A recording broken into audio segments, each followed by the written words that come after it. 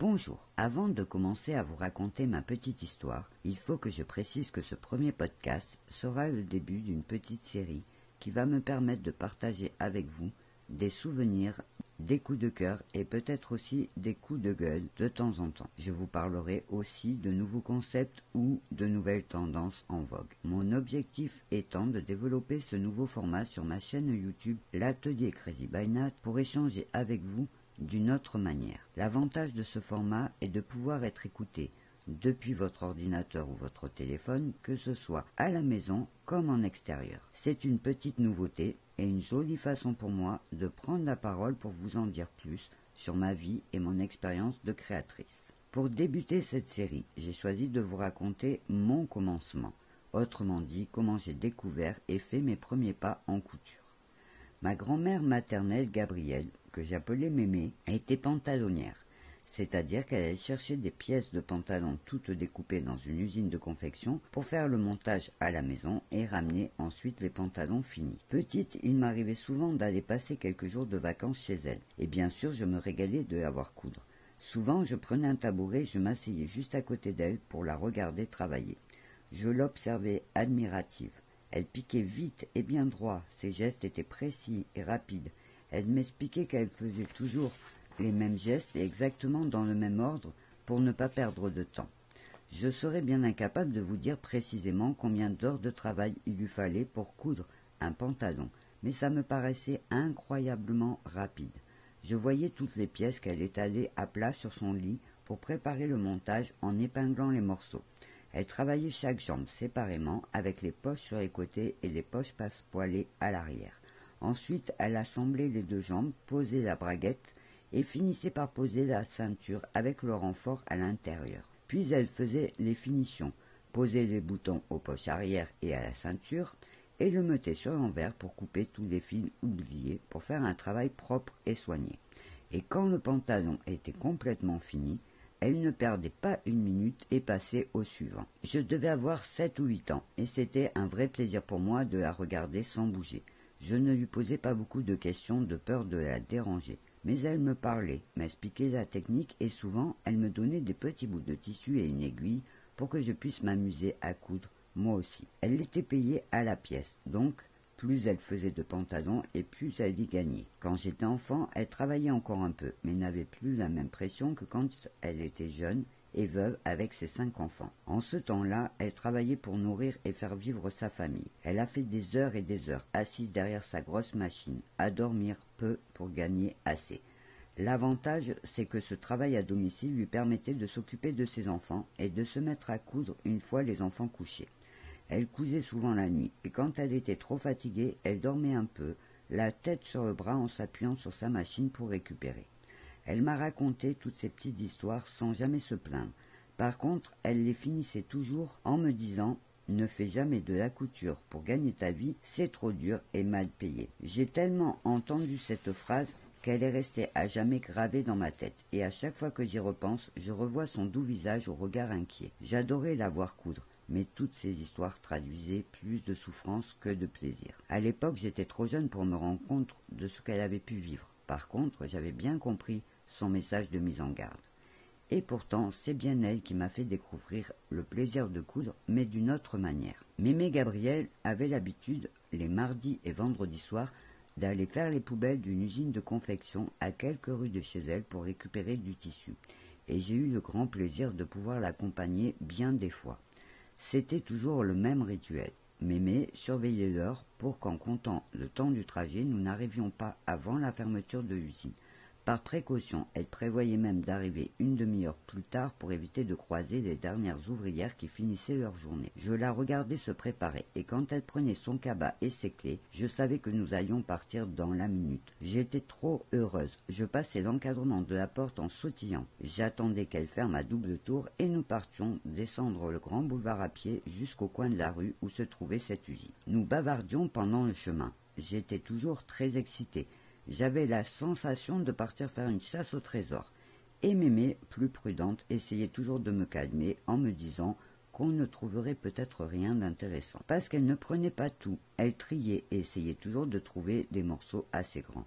Je l'écoutais, mais au fond de moi, je gardais toujours l'espoir de trouver un vrai trésor. Arrivé au coin de la rue, nous ralentissions. Et là, nous attendions d'avoir passé le virage pour être sûrs que deux grosses poubelles étaient bien là, au bord du trottoir, à nous attendre. Il ne nous fallait que 2 minutes pour atteindre la ligne droite, mais j'avais toujours une petite boule au ventre jusqu'à ce que je puisse être rassuré en les reconnaissant de loin. J'aurais bien voulu courir juste pour arriver la première, mais elle ne voulait surtout pas qu'on se fasse remarquer. D'ailleurs, souvent, elle me tenait par la main pour me faire aller à son rythme. Nous avancions à petits pas, en papotant, l'air de rien. Elle se retournait souvent pour voir s'il n'y avait personne derrière nous. Si quelqu'un nous suivait, elle ralentissait le pas pour le laisser nous dépasser et attendait qu'il s'éloigne. Arrivée devant nos 2 poubelles bien fermées, elle jetait encore un œil tout autour pour être sûre que la rue était bien calme. J'étais dans les starting blocks, prête à me jeter sur la poubelle pour lui arracher son couvercle et découvrir tout ce qu'elle avait à nous offrir.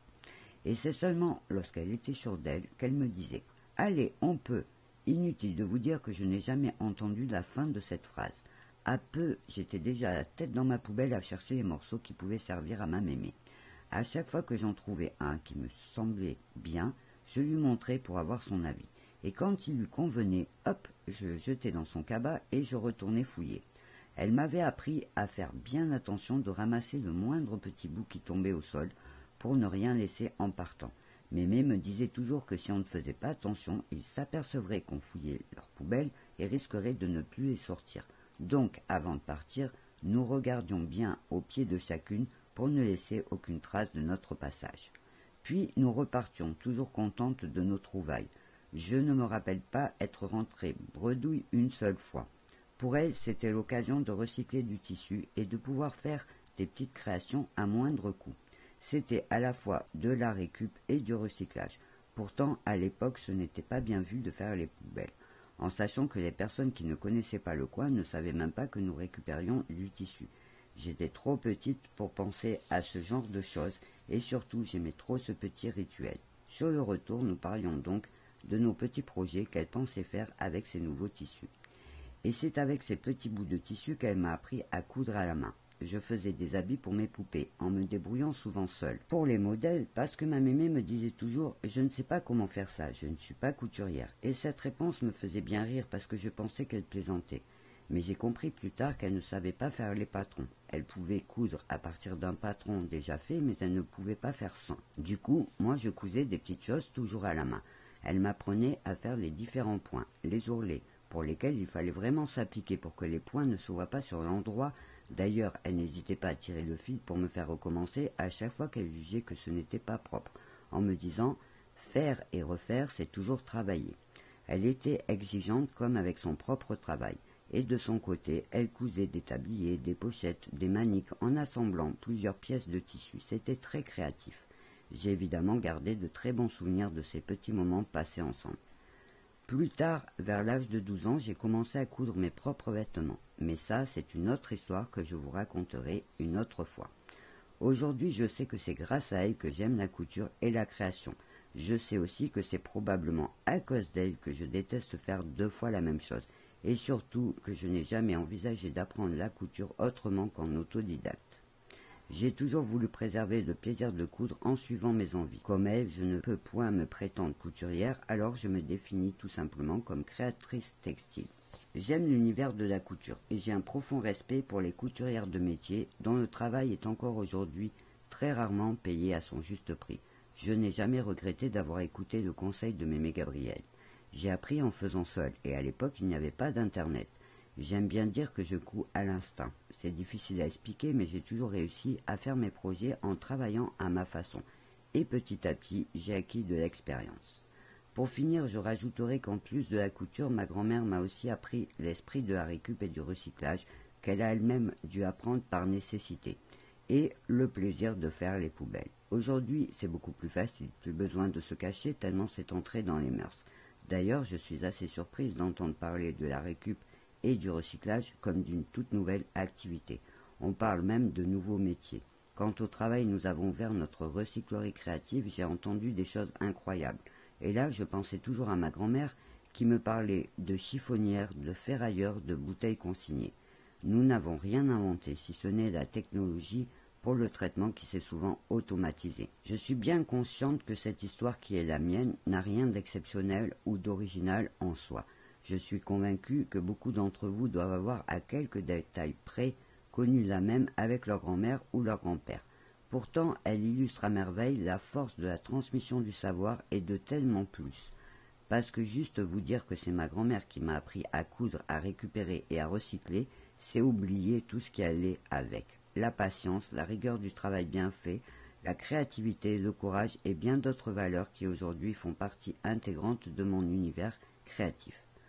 Pour conclure mon histoire, je pourrais vous dire en rime, grâce à une petite inspiration soudaine, que c'est un bel héritage qui, sous sa forme de partage et grâce à son message, a su me rendre sage. On constate souvent que les enfants pratiquent la même activité que leurs parents, ce qui en soi est logique puisqu'on apprend très jeune juste en regardant une personne faire. Un enfant qui vit dans une famille de musiciens fera plus certainement qu'un autre de la musique.